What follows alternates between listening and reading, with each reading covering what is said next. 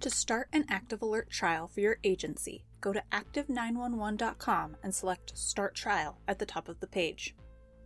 Then select Start Trial under the ActiveAlert section. Fill in the form with all the necessary information.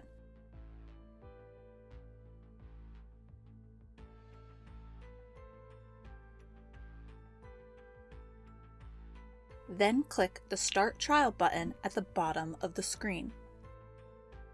This will create a new Active 911 account for your agency and start a 90-day trial of ActiveAlert. If you are looking to just be added to an agency that already uses Active 911 products, please reach out to the chief of that agency to be added to their account.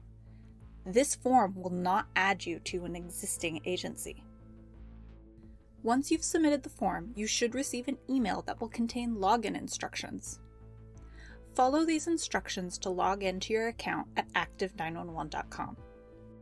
Those are the steps to start an ActiveAlert trial for your agency. Check out our other tutorials to learn more about using your account and getting ActiveAlert set up for your agency. If you need any help getting a trial set up, please reach out to our sales team who will be happy to assist you.